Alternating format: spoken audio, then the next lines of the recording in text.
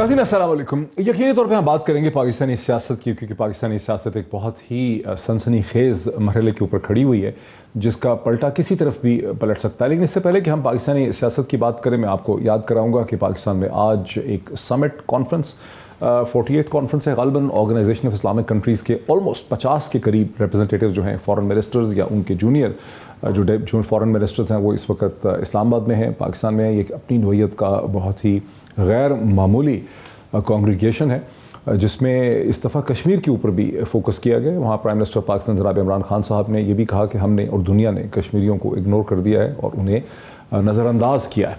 ये तो OIC के इसके हवाले से भी बात करेंगे, लेकिन पाकिस्तानी सियासत की बात करेंगे जहाँ पर इस वक्त कुछ हमें समझ नहीं आ सकता, जब क्योंकि जो सुप्रीम कोर्ट के सामने बहुत दारोमदार इसका पाकिस्तानी सियासत का उस प्रेसिडेंशियल रेफरेंस के ऊपर होने वाली बहस पे होगा जो सुप्रीम कोर्ट ऑफ पाकिस्तान में हुकूमत ने एक दिन पहले जिसे फाइल कर दिया है।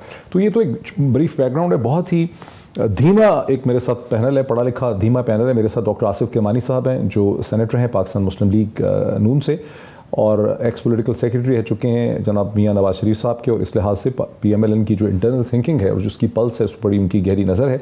सरदार लतीफ़ खोसा साहब फॉर्मर गवर्नर हैं पंजाब के, पाकिस्तान पीपल्स पार्टी के सीनियर रहनुमा हैं, कॉन्स्टिट्यूशनल एक्सपर्ट हैं, फॉर्मर अटॉर्नी जनरल रह चुके हैं। जितनी भी ट्रबल शूटिंग होती है पाकिस्तान पीपल्स पार्टी के केसेस की, आसिफ अली जरदारी साहब के केसेस की, वो सरदार लतीफ़ खोसा साहब करते हैं और यूँ उन्हें भी पाकिस्तान पीपल्स पार्टी के इंटरनल पल्स पे उन्हें कंट्रोल है, उनको उस पर उन्हें उसका अदराक है। सेनेटर शिबली फराज साहब federal minister of science and technology हैं, इससे पहले फेडरल मिनिस्टर ऑफ इंफॉर्मेशन रह चुके हैं, प्राइम मिनिस्टर इमरान खान के कैबिनेट मेंबर हैं, सीनियर रहनुमा मेरे साथ हैं। Very warm welcome to all my people. अगर मैं सबसे पहले सेनेटर शिबली फराज, बल्कि मैं आसिफ किरमानी साहब से अगर शुरू कर सकूँ। आसिफ किरमानी साहब, इस वक्त जो OIC की समिट मीटिंग हो रही है बहुत बड़ी 50 की, मैंने एक बात नोट की यार, उस पर मुझे अफसोस है और मैं आपसे उस पर आपका एक कॉमेंट लेना चाहता हूँ, आपका इस्तदलाल लेना चाहता हूँ कि पाकिस्तान में हमने देखा कि ये फॉरेन पॉलिसी के इश्यूज़ को या तो फॉरेन ऑफिस के अफसरान डील करते हैं या पाकिस्तान की इस्टेब्लिशमेंट डील करती है। क्या वजह है कि पाकिस्तान की जो मेन स्ट्रीम पॉलिटिकल पार्टीज़ हैं, जैसे आपकी पार्टी है, बहुत दफ़ा इक़्तिदार में आए पीपल्स पार्टी है, अब PTI है, आप लोगों की जो लीडरशिप है, जो पॉलिटिकल लीडरशिप, उसका कोई पर्सपेक्टिव होता ही नहीं है। अब इस पर क्या पर्सपेक्टिव है आप लोगों का, PMLN का, ये जो OIC का समिट मीटिंग है? बिस्मिल्लाहिर्रहमानिर्रहीम। शुक्रिया डॉक्टर साहब। नहीं, मैं बड़े अदब से आपसे इख्तलाफ करूँगा कि मैं PMLN के हवाले से ज़रूर बात करूँगा कि जो भी ख़ारजा पॉलिसी रही है और ख़ित्ते में जो हमारे काफ़ी अरसे से आपको पता है एक मख़सूस हालात चल रहे हैं, उसमें पाकिस्तान की एक स्ट्रेटिजिक और बड़ी एक सेंसिटिव एक पोजीशन है और उस लिहाज से हमारी जो फ़ॉरेन पॉलिसी भी है वो फ़ॉरेन ऑफिस के जो हैं एक्सपर्ट्स और पॉलिटिकल गवर्नमेंट जो हमारी भी थी, और उसके अलावा ज़ाहिर है इस्टेब्लिशमेंट एक बहुत बड़ा उसका हिस्सा है, तो ये सारे बाहमी मुशावरत से मामलात होते थे और होने चाहिए। मैं आपको यहाँ याद दिलाता चलूँ कि जब मिस्टर वाजपेयी लाहौर आए थे और उन्होंने आके वहाँ बाकायदा एक दोस्ती की बस पर वो चल के आए और उन्होंने एक बड़ा हाथ बढ़ाया और उस पर फिर वो कश्मीर पर भी उन्होंने कहा जी कि हमें बैठकर बात करनी चाहिए और इस मसले को रिज़ॉल्व करना चाहिए। और भी दीगर कई ऐसे मौक़े हैं जिनके बारे में मैं कह सकता हूँ कि जितनी भी सियासी हुकूमतें होती हैं और वो तो ख़ारजा पॉलिसी में एक मेजर स्टेक होल्डर होती हैं, चूँकि अल्टीमेटली जो पब्लिक का जो अकाउंटेबिलिटी है यह हम आंसरेबल होते हैं लोगों को कि अगर हम उस मामले को अगर बिल्कुल ही इग्नोर कर दें या निगलेक्ट कर दें। तो मैं समझता हूँ कि माजी में भी जो भी पॉलिटिकल पार्टीज़ जिनकी गवर्नमेंट रही है वो उन्होंने बिल्कुल ख़ारजा पॉलिसी जो होनी चाहिए थी और जिन जिन लोगों की जो स्टेक होल्डर्स हैं इनसाइड कंट्री और ख़ित्ते में, उनके कंसल्टेशन से और जो बेस्ट मफाद था पाकिस्तान का उसके मुताबिक मेरा ख्याल है सब ने कोशिश की है। अब coming back to this OIC, इसको भी हम अप्रिशिएट करते हैं कि ज़ाहिर है एक बहुत बड़ा ये भी इवेंट है और माजी में भी ये पाकिस्तान में इसका इनेकाद हो चुका है और इसको वेलकम करते हैं हम। लेकिन मैं समझता हूँ कि ख़ारजा पॉलिसी जो है ख़ुसूसन इन हालात में, जिन हालात से पाकिस्तान अब गुज़र रहा है, इसमें एक हमें कलेक्टिव विज़डम की ज़रूरत है। जिन मसाइल का पाकिस्तान इस वक्त शिकार है, अंदरूनी मसाइल हैं, बैरूनी मसाइल हैं, और उसके बाद जो एक इम्प्रेशन है, ये तासुर है जो कितना गलत भी नहीं है कि पाकिस्तान एक आइसोलेशन में जा चुका है इंटरनेशनली। तो मैं समझता हूँ कि इन हालात में इस कॉन्फ्रेंस का होना जो है वो पाकिस्तान के लिए मेरी दुआ है कि उसके अच्छे नताइज निकले। जी, बड़ी पॉजिटिव आपने बात की। शिबली फराज साहब, आपकी हुकूमत है, आप तहरीक इंसाफ के मिनिस्टर भी हैं, इंफॉर्मेशन मिनिस्टर भी रह चुके हैं, कैबिनेट मेंबर भी हैं, कि आपकी हुकूमत, प्राइम मिनिस्टर इमरान खान की हुकूमत, ऑपोजिशन की जो विजडम है उसको किसी भी जगह भी यूज़ नहीं कर सकी। इन फॉरेन पॉलिसी में भी, नेशनल सिक्योरिटी पॉलिसी, कहीं पर भी आप ऑपोजिशन को ला नहीं सके। उनके जो ब्रेन्स हैं, उनका जो एक्सपीरियंस है, आखिर दो ऐसी जमातें जिन्होंने कई बरस तक पाकिस्तान पर हुकूमत की, कई दफ़ा हुकूमत की, उनको नहीं आप साथ लेकर चल सके किसी भी इशू पर? देखिए डॉक्टर मुईद, बात यह है कि अगर तो हम जायजा लें अपनी पास्ट की जो हमारी फॉरेन पॉलिसीज थी, मेरा नहीं ख्याल है कि उसने पाकिस्तान को कोई एक ऐसी बेहतर सिचुएशन में खड़ा किया है जिसमें कि हम कह सकें कि माजी में हमारी जो फॉरेन पॉलिसी हैंडलिंग थी वो बेहतर थी। और उसकी हमने यही देखा है कि हम हमेशा जो है तो एक हमने ये तासुर दिया कि हम एक सैटेलाइट स्टेट हैं या हम एक ऐसे वो हैं पार्टनर्स हैं जो कि एक्चुअली पार्टनर्स नहीं है, बट हम जो है तो अहकाम मानते हैं कि हमने क्या ये बताएं कि ये जो 2000 में हुआ था या 79 में हुआ था उसमें जो मसले मसाइल हमारे मुल्क को पेश आए उसमें तो कोई शामिल नहीं था। फिर इसी तरह जब जितनी भी इवेंट्स हुए हैं, चाहे 9/11 के बाद हो या अब तक कोई भी चीज़ हो, तो उस लिहाज से हमारे कोई ऐसे हमने अपनी जो सारे जो हमारी जो फॉरेन पॉलिसी थी वो एक बास्केट में हमने सारे अंडे डाले हुए थे जिसमें कि हम हमेशा वेस्ट की तरफ ही देखते थे। हमारी हुकूमत में ये तो शिबली साहब, ये तो उस चीज का जवाब हो गया कि आपने जो डॉक्टर आसिफ किरमानी ने कहा ना कि आइसोलेशन की तरफ जा रही है, उसका जवाब हो गया कि आप कह रहे हैं कि हमारी फॉरेन पॉलिसी पिछली फॉरेन पॉलिसी में कोई बहुत ज़्यादा क्वालिटेटिवली मटेरियली फ़र्क नहीं है। लेकिन यह कि आप ऑपोजिशन को ला ही नहीं सके फॉरेन पॉलिसी में। आखिर उनके पास हैवी वेट्स हैं, उन्होंने इस मुल्क में कम से कम 2 दफ़ा हुकूमत की है, तो उनके पास एक फॉरेन पॉलिसी में, उनकी पोलिटिकल क्लास के अंदर एक फॉरेन पॉलिसी एक्सपर्टीज पाई जाती है, उसको नहीं आप टैप कर सके, उसको लाना ही नहीं चाहे आप। देखिए मुईद, बात यह है कि जो बेसिक ये होती है कि एक तो फॉरेन ऑफिस है, एस्टैब्लिशमेंट है, और ये हर जगह होता है। एस्टैब्लिशमेंट का इनपुट हर जगह पे सारे दुनिया के ममालिक में, अमेरिका में भी होता है, पेंटागन का। बात यह है कि पार्लियामेंट में ऐसे फोरम्स मौजूद होते हैं जिसमें कि स्टैंडिंग कमिटीज होती हैं, जो कि बाकी ममालिक में भी जो स्टैंडिंग कमिटीज होती हैं फॉरेन पॉलिसी की इशूज को, ये नहीं है कि आप सिर्फ हाउस ही में डिस्कस करते हैं। जो स्पेशलाइज्ड फोकस कमिटीज होती हैं, स्टैंडिंग कमिटीज, चाहे वो नेशनल असेंबली की हो या वो सेनेट की हो, उस पर डिलिब्रेशंस होती हैं और उसमें अपडेट दिया जाता है। फिर जो हमारी इसके अलावा भी कई ऐसे फोरम्स हैं जिसमें के इनपुट लिया जाता है, जिसमें मेंबर होते हैं और अक्रॉस द पार्टी जितने भी मेंबरान होते हैं, हर पार्टी ने अपने वो लोग जो कि रिलेटिवली इनका एक्सपोजर होता है वो उन्होंने उसको शामिल किया होता है। लेकिन हमने देखना यही है कि देखें इस वक्त जो है तो एक पैराडाइम शिफ्ट हो रहा है या एक इंटरनेशनल रीअलाइनमेंट हो रही है, वो आपको भी पता है। ऐसी सूरत हाल में मेरा ख्याल है कि जिस तरह हमने हैंडल किया है, जिस तरह के हम अभी एक नई पॉसिबिलिटीज अपनी देख रहे हैं, अपनी रिलेशनशिप को डाइवर्सिफाई कर रहे हैं, और जो हमारी नेशनल सिक्योरिटी पॉलिसी है वो भी बेसिकली यही है कि अब हमने इसमें इकोनॉमिक एस्पेक्ट को एक प्रोमिनेंस दी है सिर्फ सिक्योरिटी की।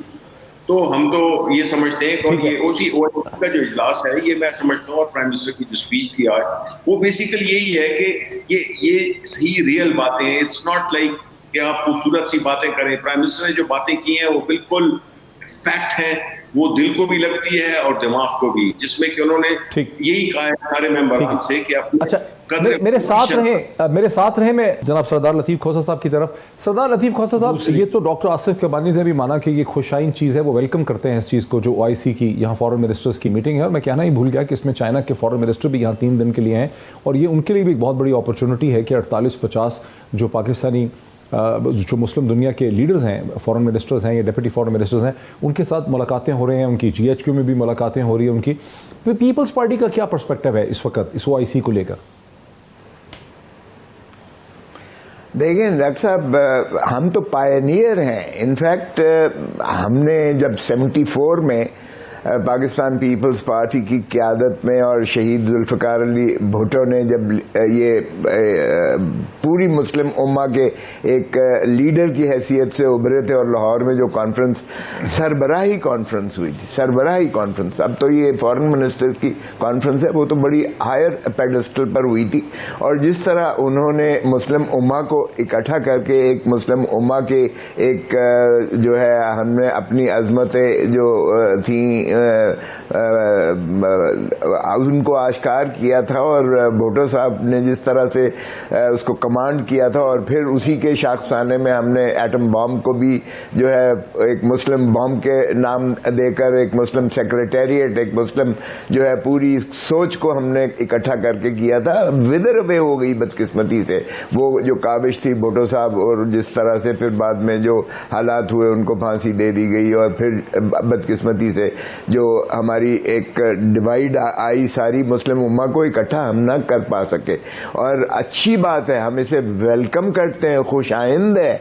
लेकिन जिस तरह आपने कहा सारा अगर सिर्फ हुकूमत ने एस्टैब्लिशमेंट ही पे इन्हिसार करना है तो देखिए ये सियासी मामलात जो होते हैं, डिप्लोमेसी जो होती है, इंटरनेशनल जो रिलेशंस होते हैं वो हमेशा पॉलिटिकल थॉट और पॉलिटिकल प्रोसेस से ही आगे बढ़ते हैं। और पॉलिटिकल प्रोसेस जो होता है वो सांझी सोच का गमाज होता है, वो सिर्फ एक जमात और एस्टैब्लिशमेंट को लेके नहीं कर पा सकती है। देखिए हम इसको मैं आपसे एग्री करता हूं, लेकिन यही मेरी शिकायत है, यही मेरी शिकायत है कि पाकिस्तान की पॉलिटिकल क्लास ने फॉरेन पॉलिसी के ऊपर कोई कलेक्टिव माइंड बनाया ही नहीं हुआ है। इसी वजह से उसको कभी फॉरेन ऑफिस ले लेता है, कभी एस्टैब्लिशमेंट ले लेती है, क्योंकि सियासी तौर पर एक सोच, एक जहन, एक माइंड है ही नहीं फॉरेन पॉलिसी।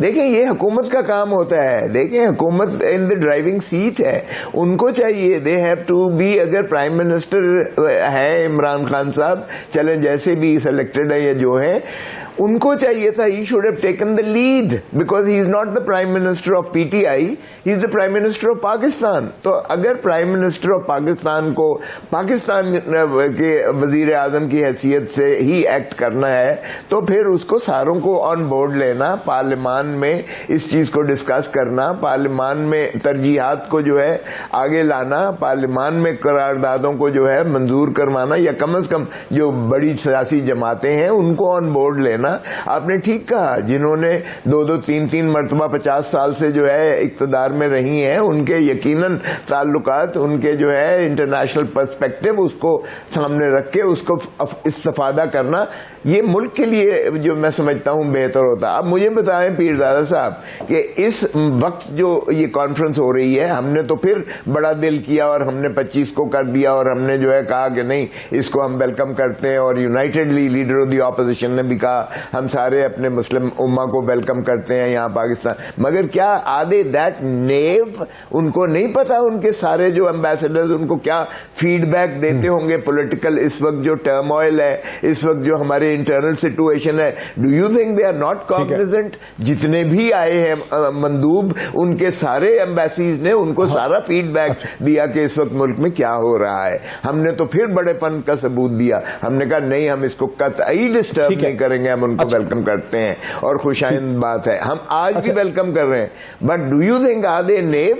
हम जब जाते हैं इंटरनेशनली कहीं भी, मैं खुद रहा हूं, आपको पता ही हर ओहदे पर, सारी फीडबैक हमें पहले पूरा एक पेपर दिया जाता है कि ये इस मुल्क में ये मामलात हैं और ये जो पर्सनालिटी है उसका ये पर्सपेक्टिव और इस तरह से हालात लोकल है। हुकूमत शायद ये समझेगी कि टर्मोइल आप लोगों ने क्रिएट किया। बहरहाल मैं एक सवाल, डॉक्टर आसिफ किरमानी साहब, वक्त बड़ा कम है, नहीं हमने क्यों क्रिएट किया है? देखिए तो आईनी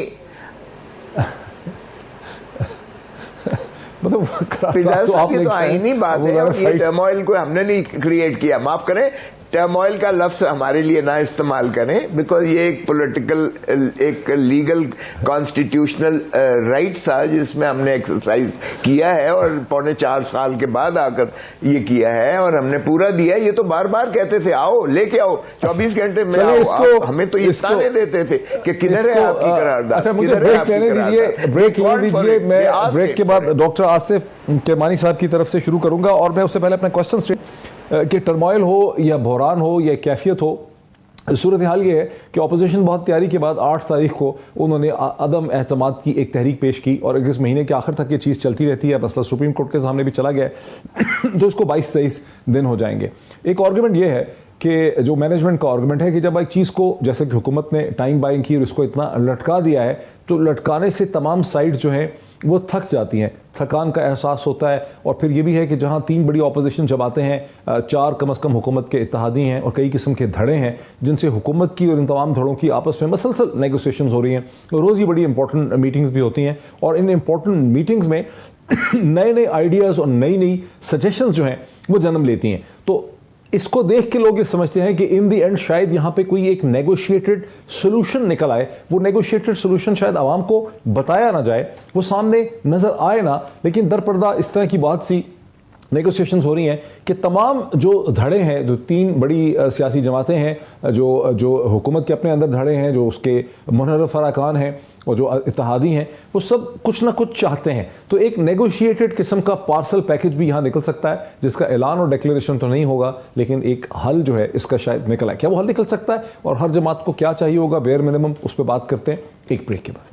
नाज़रीन वेलकम बैक। वक्फे से पहले मैं सवाल तो अपना रख लिया था डॉक्टर आसिफ किरमानी साहब के सामने, लेकिन डॉक्टर साहब आपकी तरफ आता हूँ। आज के दिन की गालिबन सबसे अहम जो डेवलपमेंट है वो है जहाँ मौलाना फजल रहमान कराची जाते हैं, फजल रहमान साहब वहाँ जाकर मौलाना मुलाकात करते हैं MQM के साथ और उसके बाद मौलाना भी कुछ ब्रीफ कमेंट प्रेस ब्रीफिंग करते हैं और खालिद मकबूल सदीकी साहब भी करते हैं।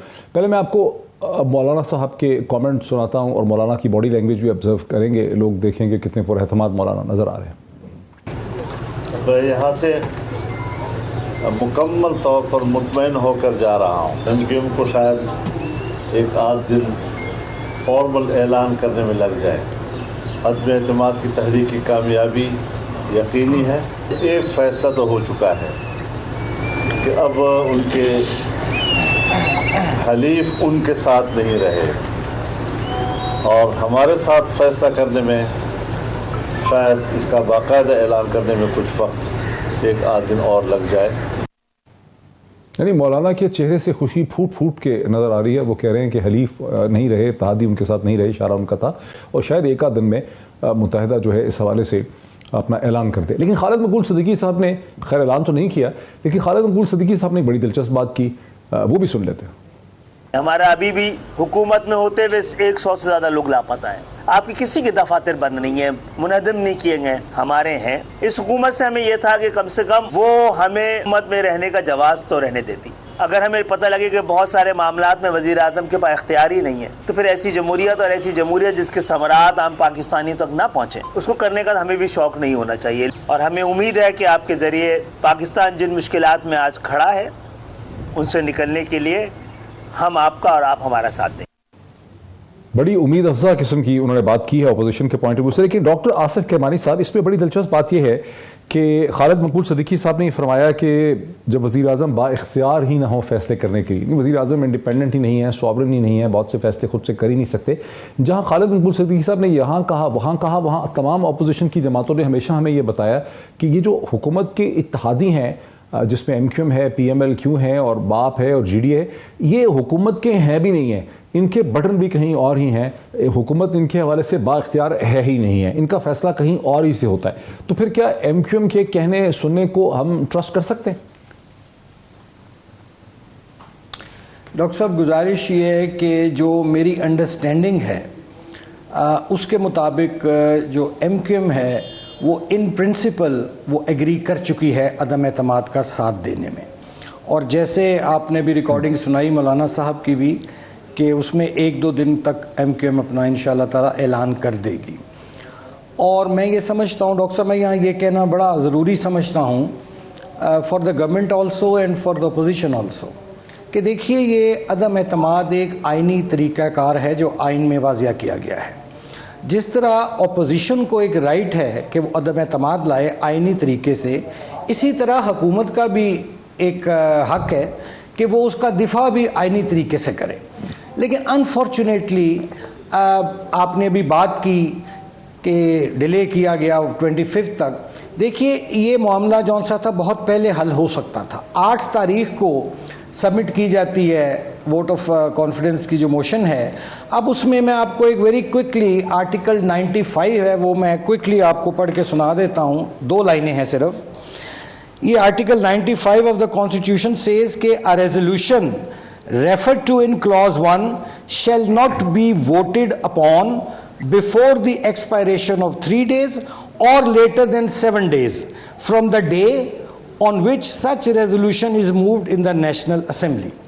अब देखिए 8 तारीख को अगर ये ऑपोजिशन ने जमा कराई तो ये टोटल सारे 3 दिन ये मिला लें और 7 दिन मिला के ये 18, 17, 18 तारीख या उससे पहले ये मामला जौन सा था रिजॉल्व हो सकता था अगर इसको आईनी तरीके से किया जाता। लेकिन बदकिस्मती ये है कि गवर्नमेंट ने इसको डिले किया। ऐसा तो नहीं लिखा कि 14 दिन तक सेशन बुलाया जाएगा? इनका तो कहना ये है कि 14 दिन पहले होते हैं सेशन बुलाने के लिए स्पीकर के पास। नहीं, वो तो रिक्विजिशन है ना, वो रिक्विजिशन है ना, वो रिक्विजिशन है ना जी, वो तो। लेकिन वो उसमें ज़रूरी नहीं कि आप 14 दिन का 14वें दिन तक का इंतज़ार करें या कोई 14वीं का चांद चढ़ाएं। आप उससे विद इन 14 डेज लिखा है। एनीवे अब वो चीज़ चली गई। अब मामला है डॉक्टर साहब सब जुडिस हो गया। अच्छा, और उसमें फिर एक बड़ी ज़्यादती मैं समझता हूँ ये भी है कि एक आर्टिकल 63A है, ये जिन्होंने आइन बनाया था ना ये बड़े ज़ीरक और तजुर्बाकार लोग थे। वो आर्टिकल 63A जो है वो मैं समझता हूँ कि इट इज़ वेरी क्लियर, उसके लिए हमें किसी तशरीह की ज़रूरत नहीं थी, लेकिन हुकूमत उसके लिए भी अदालत उज़्मा में चली गई है। चूँकि द मैटर इज़ सब जुडिस नाउ, मैं उस पर बात नहीं और इससे करना चाहता। कहने का मतलब ये है कि मैं 2 बातें सिर्फ करूँगा कि देखिए जैसे मैंने कहा ना, ये आइनी हक है अदम एतमाद करना भी और उसका दिफा भी करना। काश ये एक उस आइनी तरीके से होता, लेकिन बदकिस्मती से अब सूरत हाल ये हो गई कि इनकी पार्टी के अंदर एक बगावत फूट पड़ी है और ये उन लोगों को अब कह रहे हैं, धमकियां भी दे रहे हैं। आज मुझे बड़ा दुख हुआ और खौफ भी आया कि अगर खुदा ना खास्ता हालात तसादुम की तरफ चले गए तो फिर यहाँ जमहूरियत का सारा ये बिस्तर गोल कर दिया जाएगा, जो मुझे ख़तरा है। आज मैंने एक टीवी चैनल पे देखा डॉक्टर साहब के पीटीआई के कुछ दोस्त वो डंडों को पेंट करा रहे हैं और वो बड़े बेसबॉल टाइप डंडे हैं। अब मैं ये अर्ज करना चाहता हूं कि ये किस तरफ मुल्क को ले जाना चाहते हैं। शो मार रहे हैं अगर तो ये कोई सर शो जी सर नहीं शो इनमें नहीं है सर, इस किस्म की कैपेसिटी बलवा करने वाली। मैं मुतफक्कर हूं और उसके बाद अच्छा, फिर आप इसको असेंबली एक असेंबली का फोरम है, पार्लियामेंट है। हाँ मुईद, मैं भी बैठा हुआ उसके अंदर इस मसले को हल करें। जी बिल्कुल सर, बड़ा वो आपने बड़ा तफसील से बयान किया। शबी साहब आपका इस पर क्या जवाब है?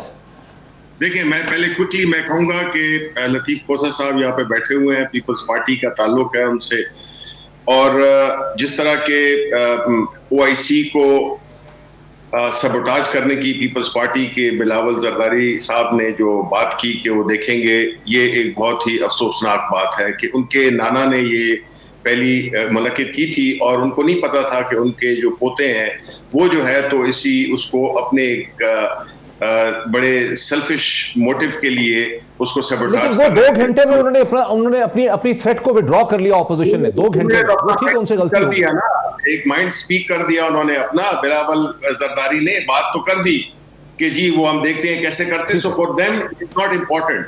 दूसरी बात यह है कि ये पाकिस्तान तहरीक इंसाफ की गवर्नमेंट है जिसने के पूरे यूनाइटेड नेशंस में because of leadership of Imran Khan internationally United nation में ये जो इस्लामोफोबिया का 15 मार्च को एक दिन मनाने का और कंडेम करने का किया है, ये बहुत बड़ी अचीवमेंट है न सिर्फ पाकिस्तान के लिए, पूरी मुस्लिम उम्मा के लिए। अब जो है तो तीसरी बात ये है कि last comment on the foreign policy वो ये है कि देखें, इन्होंने हमेशा पाकिस्तान की फॉरेन पॉलिसी को बेस बनाया सबसर्विएंट। इसमें इन्होंने नेशनल इंटरेस्ट को नहीं मुकद्दम रखा जिस तरह के हम रख रहे हैं। हम अपनी फॉरेन पॉलिसी में हमने नेशनल इंटरेस्ट को तरजीह दी है। ये तो जो भी आपको पता है पीपल्स पार्टी की गवर्नमेंट में जरदारी साहब ने जिस तरह से एक्ट किया, जब ये सलाला का हुआ था, जब ये दूसरा उसामा का हुआ था, ये सारी चीजें तो इन्होंने हम जो है ना एक रिस्पेक्टेबल नेशन की तौर पे उभरे हैं बिकॉज जो इमरान खान है everybody in the world respects him, unlike I am sorry to say Nawaz शरीफ न जो है तो आसिफ अली जरदारी। अब आते हैं इनके वो फॉरेन पॉलिसी से जरा वापस आए जो किरमानी साहब कह रहे हैं कि आपने लटकाया अदम एतमाद को जो 3 दिन में 7 दिन में हो सकती थी उसको लटका के आप लोग ले गए हैं बिल्कुल महीने के आखिर तक। जी देखें, बात यह है कि जहां तक कि इसमें कोई शक नहीं है कि नो कॉन्फिडेंस जो है तो एक लीगल इंस्ट्रूमेंट है जो कि किसी भी पॉलिटिकल पार्टी ऑपोजिशन स्पेशली वो यूज कर सकती है, जो कि पॉलिटिकल नहीं है, जो कि डेमोक्रेटिक नहीं है, जो कि जमहूरी नहीं है, कि जिसमें आप लोगों को इंड्यूसमेंट्स दे के लोगों को खरीद कर, और ये इनकी पहली दफा नहीं है। मुहीब, आप हिस्ट्री को देख लें तो जब पीपल्स पार्टी के खिलाफ, बेनजीर भुट्टो के खिलाफ जब नो कॉन्फिडेंस मोशन आई थी, नवाज शरीफ ने जिस तरह छांगा मांगा मेंबर ले गए, ये लोग मरी स्वात लेके गए, तो ये तो इनका एक स्टैब्लिश तरीकाकार है जिसमें कि ये लोगों के जमीर खरीदते हैं, लोगों को किडनैप करते हैं, कभी बात में लाते हैं। इस किस्म की हरकतें इन्होंने की हुई हैं, दैट्स ऑन देयर रिकॉर्ड, ये तारीख का एक हिस्सा है। अब जो है, अब जिन्होंने इस वक्त जो मूव किया हुआ है उनको, ठीक है, ये गवर्नमेंट की चॉइस है, जो हमारी ये ओआईसी की मीटिंग आ गई इसकी वजह से ये डिले हो गया, वरना ये तो हमने पहले से अनाउंस किया हुआ था। इस्लामिक ओआईसी की मीटिंग हमने कोई अदम एतमाद के वक्त तो नहीं अनाउंस की थी, तो पहले से एस्टैब्लिश था। तो हम जो भी कर रहे हैं वो कानून आईन के मुताबिक कर रहे हैं। ऑपोजिशन को टाइम मिल जाएगा, मौका मिल जाएगा कि वो अपने आप को दिखा दें, लेकिन what they are doing is basically मुल्क को इंतशार, जबकि मुल्क कोविड से अभी निकला था और अभी उसमें हमने कितनी मुश्किलों से और कितने जबरदस्त तरीके से हैंडल किया। अच्छा, उसमें खोसा साहब का इस पे रद्द अमल ले लूं। खोसा साहब, कल सुप्रीम कोर्ट ऑफ पाकिस्तान जिसके सामने प्रेसिडेंशियल रेफरेंस गया है, बेंच तो बनाया, लेकिन एक दो ऑब्जर्वेशंस ऐसी थी कि आर्टिकल 95 के तहत जो नो कॉन्फिडेंस वोट का अमल है, जो प्रोसेस है, वो उसमें वोट पार्टी का कलेक्टिव वोट होता है, उसमें इनफरादी इंडिविजुअल एमएनएस का वोट नहीं होता। ये वो सूरत हाल है जिसके बाद इत्तेहादियों की इंपॉर्टेंस बढ़ गई है। लग रहा है कि मुनहरफ हजरात जो हैं ये घबराए हुए हैं, ये शायद जाए ना वोट डालने के लिए।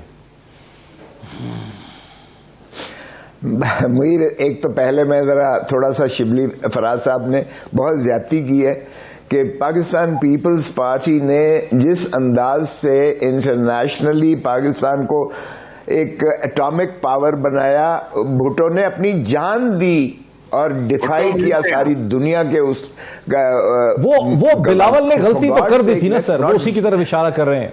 नहीं देखें, नहीं, हिस्ट्री डिस्टॉर्ट ना कीजिएगा। पीपल्स पार्टी ने हमेशा एक पाकिस्तान की अजमतों की खातिर अपनी जानों के नजराने दिए हैं। रानी शहीद बेनजीर भुट्टो कोई अपनी जाती दुश्मनी की वजह से नहीं मरी थी, शहीद नहीं हुई थी, ये जान के पर खेले थे। देखें, इस तरह से ना करें प्लीज।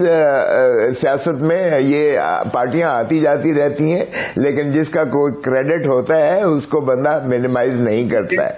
अब आ जाइएगा, आपने जो सवाल किया, देखिए मैं खुद मौजूद था सुप्रीम कोर्ट में, सारा दिन मौजूद था। ये सुप्रीम कोर्ट ने कोई सब जुडिस वाली बात नहीं है। सुप्रीम कोर्ट ने कहा है आर्टिकल 95 की प्रोसीडिंग्स बिल्कुल नहीं रुकेंगी, इसकी पेंडेंसी से ना उन पर असर होगा और किसी को एमएनए को रोका नहीं जाएगा, और इस पर फैसला जात आ चुके। खुद मोहतरम इमरान ये भी कहा कि ये वोट कलेक्टिव होता है, पार्टी का वोट होता है।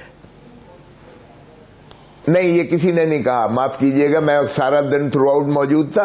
पार्टी, देखें, ये कॉन्स्टिट्यूएंसी पॉलिटिक्स की जो है हमारी डेमोक्रेसी है। हमारी डेमोक्रेसी ये उस पर नहीं है कि रिप्रेजेंटेटिव उस पे वोट जो है पार्टीज को दिया जाए। जब तक कॉन्स्टिट्यूएंसी पॉलिटिक्स से आप निकलेंगे तो ही आप जो है उस पर आएंगे कि कलेक्टिव पार्टी को, मैनिफेस्टो को, मंशूर को वोट दिया है और इसलिए जो है पार्टी प्रोपोर्शनल रिप्रेजेंटेशन, पीरजादा साहब उसको कहते हैं। जब आप प्रोपोर्शनल रिप्रेजेंटेशन को इंट्रोड्यूस मेरे सवालों का जवाब मुझे नहीं मिल सका इस सेक्शन में, मैं ब्रेक ले लूं, ब्रेक ले लूं, फिर इसको आखिरी सेक्शन में आते हैं, इसको वाइंड अप करते हैं इस डिस्कशन को आपके साथ भी और बाकी अपने गेस्ट के साथ भी आफ्टर द ब्रेक। नाज़रीन, वेलकम बैक। मैं सीधा चलता हूं सेनेटर जनाब डॉक्टर आसिफ किरमानी साहब की तरफ। डॉक्टर साहब, एक सवाल मैंने उठाया था पहले पार्ट में, उस पर हम बहस कर नहीं सके, थोड़ी सी बहस हुई, ज़्यादा हो नहीं सकी। मेरा इस्तदलाल ये था कि हुकूमत ने यहाँ पर चीज़ को लटका कर, जो चीज़ 3 या 7 या 10 दिन में हो सकती थी, उसको जब लटका के पूरे 25-30 दिन की एक्सरसाइज बना दिया है, तो हुकूमत ने एक मैनेजमेंट साइंस के तौर पर उसके एक टाइम बाय किया है। उस टाइम बाइंग का मकसद ये है कि एक हुकूमत है, 4 उसके इत्तेहादी हैं, नाराज़ हैं, हुकूमत के नाराज़ धड़े हैं जैसे JK ग्रुप है या अलीम खान साहब हैं, और फिर हुकूमत के नाराज़ वो 14 मुनहरफ अराकीन हैं जिनको आप कहते हैं कि वो रेबल्स हैं, हुकूमत कहती है हॉर्स ट्रेडिंग हो रही है। दूसरी तरफ 3 बड़ी सियासी जमातें हैं, PMLN है, पीपल्स पार्टी है, मौलाना फजल रहमान का MMA है। तो ये जो इतने ज़्यादा धड़े हैं, यहाँ 2 दर्जन धड़ों ने आपस में बातचीत करनी, मसलसल नेगोशिएशन हो रही है, और हुकूमत को लग रहा है कि कोई हल जो है किसी न किसी तरफ से कोई हल निकल जाएगा, और फिर गैर सियासी हलकों के साथ भी जो है वो बातचीत हो रही है। तो इस पूरे असल में कि हर एक की अपनी अपनी डिमांड्स हैं, MQM की सबकी। जैसे अभी एक बहुत प्रोमिनेंट टेलीविजन एंकर पर्सन है, उन्होंने बहुत ही वसूख से एक मैसेज दिया है ट्विटर पे। वो कहते हैं कि PMLN की लीडरशिप और नवाज शरीफ साहब ये चाहते हैं कि इमरान खान, ये सारा इसलिए खड़ा हुआ है मसला कि इससे पहले कि प्राइम मिनिस्टर इमरान खान एक अपॉइंटमेंट कर दें तो उससे पहले उनकी हुकूमत को फारिग किया जाए। इस पे आपका क्या रद्द-ए-अमल? डॉक्टर साहब, वेरी क्विकली गुजारिश ये है कि मफरूज़ों पे तो मैं नहीं बात करता कि क्या हुआ, कौन क्या कह रहा है क्या नहीं कह रहा, लेकिन एक चीज़ मैं आपको बड़ी गारंटी के साथ अर्ज़ कर सकता हूँ कि चाहे ये जितना मर्ज़ी डिले कर ले, अब ये अदम एतमाद जो है ये आएगी और इंशाअल्लाह ताला कामयाब होगी।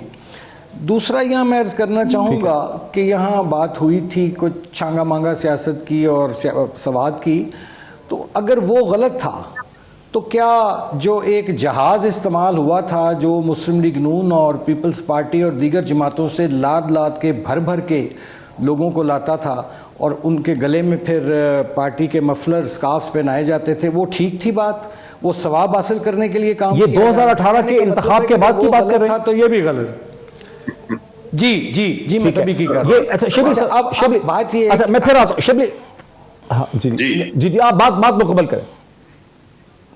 नहीं अच्छा शबली साहब इसका जवाब देते हैं, बिकॉज ये बहुत लोग कहते हैं, मैंने देखा है ट्विटर पे, वो कहते हैं कि अगर ये अभी जो हॉर्स ट्रेडिंग है कि लोगों को ऑफर की गई है टिकट की, लेकिन आप लोगों ने भी लोगों को तोड़ा था 2018 के इंतखाबात के बाद। मैं बताऊं, 2018 के इंतखाबात हुए, कानून में वो है कि जो पहले किसी इंडिपेंडेंट के तौर पे इलेक्ट हो जाता है उसको एक खास टाइम लिमिट में उसको किसी ना किसी पॉलिटिकल पार्टी को ज्वाइन करना होता है, और वो उसमें यस हमने किया। हमने लोगों के एक वोट एक बता दें MNA दिए जिसको कि हमने तोड़ के अपनी पार्टी में शामिल कराया हो, ऐसी बात नहीं है। तो ये जो है ना कंपेयर छांगा मांगा, और जो लोग आए थे इलेक्शन में कैंडिडेट्स बने, हमारे टिकट लिए, और वो लोग जो कि इंडिपेंडेंटली इलेक्ट हुए थे उनको ज्वाइन करना था किसी भी पार्टी को, और उन्होंने हमारी पार्टी को ज्वाइन किया, पीरियड। तो इसमें कोई हॉर्स ट्रेडिंग कुछ हमने दे रहे हैं। केरमानी साहब, is this convincing to you? ये कहते हैं हमने इंडिपेंडेंट्स को अपने अंदर ज्वाइन किया, हमने PMLN PPP के लोगों को नहीं ज्वाइन किया इलेक्शन के बाद। अब देखिए ना, अब गुजारिश ये है कि जब इनके अब लोगों ने खुद बगावत की है इनसे, अभी उन्होंने वोट नहीं डाला, और वो ये भी कह रहे हैं कि जी अभी हमने कोई पार्टी भी नहीं छोड़ी, एक फॉरवर्ड ब्लॉक उन्होंने बना दिया जिस पर ये फ्लोर क्रॉसिंग भी लागू नहीं होती। लेकिन आप सिंध पर हमला कराना शुरू कर दिया, पंजाब हाउस पर आपने, सिंध हाउस पर आपने, और वहाँ लोगों के घरों पे हमलों की तरकीब दे रहे हैं आप। What is this? ऐसा तो नहीं होना चाहिए। एक आईनी तरीके से अगर आप खुद तस्लीम करते हैं कि इसको एक आईनी तरीके से होना चाहिए, तो फिर इसको प्योरली एक कॉन्स्टिट्यूशनल मैनर में होने दें। अगर अदम एतमाद कामयाब हो जाएगी तो आप घर चले जाएंगे, अगर नहीं कामयाब होगी तो अपोजिशन, सबको पता लग जाएगा जी कि अपोजिशन नहीं कर सकी, लेकिन इसको तसादुम का ना दें। अब बात यह है कि जो गेंद है ना, जौन सी गेंद वो रिवर्स स्विंग हो नहीं रही है। मसला ये है कि गेंद रिवर्स स्विंग नहीं हो रही है, और एम्पायर भी अभी, हाँ एम्पायर भी जौन सा दूसरी तरफ देख रहा है। तो अब ये मसला है दरपेश हुआ कि लोग जौन से हैं इनके अपने लोग, इनके अपने लोग इनको छोड़ के जा रहे हैं, इनके अपने लोग इनको छोड़ के जा रहे हैं। हमने तो नहीं, खुद आ रहे हैं वो, हमने नहीं उन्हें कहा, वो खुद आ रहे हैं। अच्छा जी शिबली साहब, लंदन है, जिस तरह PMLQ लंदन है ना, इस तरह PMLN लंदन है। तो ये बताएं कि ये उस बयानिए के साथ खड़े हुए हैं या नहीं? हम अपने कायद के बयानी के साथ कल भी खड़े थे, आज भी खड़े हैं, और आइंदा भी इंशाल्लाह खड़े रहेंगे। आप बताइए आप कहां खड़े हैं?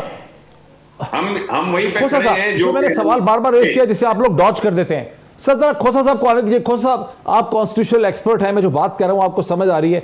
एक हुकूमत है, 4 इत्तेहादी हैं, नाराज ग्रुप्स हैं, 14 उनके मुनर्रफ अरकान हैं। कल वज़ीर आज़म की उनमें से बहुत से लोगों से मुलाकात हुई। एक मुनर्रफ जो रुकन थे उनको हमने लिया, उन्होंने कहा जी मेरी तो नाराजगियां हैं, मैं अलग हुआ ही नहीं हूं। वहां भी लग रहा था कि बातचीत हो सकती है। 3 बड़ी ऑपोजिशन की जमातें हैं, गैर सियासी प्लेयर्स भी हैं, सियासी प्लेयर्स भी हैं, मुसलसल नेगोशिएशन हो रही। कोई हल निकल सकता है इसका? पीरजादा साहब, हल तो निकल चुका। देखिए, इन्होंने 14 लोगों को नोटिस दिया है, शो कॉज नोटिस। 8 की इनको अददी बरतरी थी, 164 हमसे 172 चाहिए, वो तो खत्म हो चुकी है गेम। अब ये इन्होंने सबवर्शन ऑफ कॉन्स्टिट्यूशन किया है, ये आर्टिकल 6 के मुर्तकब हुए हैं। इन्होंने आइन को तोड़ा है, लिटरली उस शिक को तोड़ा है जिसमें 14 दिनों के अंदर जो है ये करवाना मकसूद था। 21 बनती थी 14 दिनों के, ये 25 को लेकर चले गए। इसी का जवाब जो है नहीं इस वक्त बनता तो है। इनको इस वक्त वोट ऑफ कॉन्फिडेंस तो लेना नहीं है ना खोसा साहब। इस स्टेज पे इनको वोट ऑफ कॉन्फिडेंस लेना नहीं है। अभी आपने 172 लोग लेकर आने, कोई नहीं कह रहा, इनको तो लाने नहीं है। हो जाए हम लेके, हमारे तो देखे ना, हमारे तो बन चुके, क्योंकि 14 ये कह रहे हैं कि वो सिंध हाउस में है, हमले कर रहे हैं वो सिंध हाउस में। अभी एलाइज को मैं सर अगर वो 14 नहीं आते, हमारे पास तो 38 खोसा साहब एक खौफ, वो जो 14 लोग हैं सर उनके लिए तो इन्होंने बड़े खौफ और कानूनी और पॉलिटिकल मसले खड़े कर दिए ना। वो अगर नहीं आते तो यही लग रहा है कि इत्तेहादियों की इंपॉर्टेंस बढ़ गई है। अब तो PMLQ और MQM ये अगर आपके साथ नहीं खड़े होते तो आप भी फंसे हुए हैं।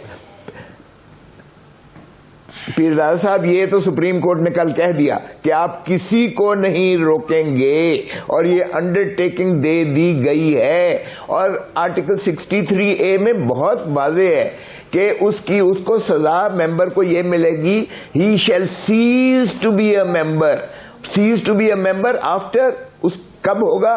जब उसका इलेक्शन कमीशन ऑफ पाकिस्तान जब उसको डिफेक्शन के पार्टी हेड के उस सर्टिफिकेट को जब तस्दीक लगाएगी, उसके बाद इन्होंने 3 सवाल उठाए हैं। मेंबर उस वक्त 3 सवाल उठाए हैं अटॉर्नी जनरल ने कि वोट वैलिड होगा कि नहीं होगा, डिस्क्वालिफिकेशन उम्र की होगी या 5 बरस की होगी। 3 सवाल उठाए हुए हैं जो सुप्रीम कोर्ट ने 24 के बाद सुनने, जिसकी वजह से मुनर्रफ अरकान के ऊपर ज़हनी दबाव है। इससे ये इसका ज़हनी दबाव आप फिक्र ना करें, किसी पर नहीं है ज़हनी दबाव। ये जो 38 लोग हैं वो बड़े वाज़ेह हैं, वो हर चीज को कॉन्शियस समझते हैं, और वो पार्लियामेंटेरियंस हैं, वो कोई बच्चे नहीं है सड़क से चलते हुए, उनको पता है कॉन्सिक्वेंस का, और वो तैयार है इस बात पर कि इफ दे सीज टू, वो तो डिस्क्वालिफिकेशन तैयार हैं। लेकिन जाहिर है कि अच्छा बिल्कुल शिबली फराज साहब, ये लास्ट 1 मिनट, वो समझते हैं कि फर्क नहीं पड़ता, कोई डरा हुआ नहीं है, आपकी तमाम हिकमत अमली नाकाम हो चुकी है, बावजूद सुप्रीम कोर्ट के कहने के, ये उसके रेफरेंस के, वो डरे हुए नहीं है, वो लोग तैयार हैं, बिल्कुल डिटरमिन्ड हैं। देखिए जी, ये इनका माजी जो जाहिर करता है वो यही है कि इन लोगों ने इस मुल्क को दोबारा तहिया किया हुआ है कि वो लूट मार का जमाना हम दोबारा लाएंगे। लेकिन पाकिस्तान के अवाम बदल चुके हैं, अब वो इस इनके झांसे में नहीं आएंगे, और जो काम इन्होंने मुल्क के साथ किया है, और ये जो इसमें पुराने खिलाड़ी हैं, ये जो लोगों को खरीदना, लोगों को बेचना, इस दफा इनकी दाल नहीं गलेगी। और आप देखेंगे इंशाल्लाह कोई 27 तारीख 28 तारीख कोई दूर नहीं है, उनको अलग पता चल जाएगा। मुईद, ये पिट चुका है, ये बहुत पिट चुका है, बहुत रिटोरिक खत्म हो गया है, ये पिट चुका है, ये बात जो हो गया। जनाब सरप्राइज मिलेगी, बहुत बड़ी सरप्राइज आ रही है। खोसा साहब का, सेनेटर शिबली फराज साहब का बहुत शुक्रिया, बड़ी हासिल, बड़ी इंटेलिजेंट डिस्कशन। फैसला हमेशा की तरह आपका, आप ही समझते हैं नाजरीन, फैसला आपने ही करना है, फिर आपसे मुलाकात होती है। बहुत शुक्रिया।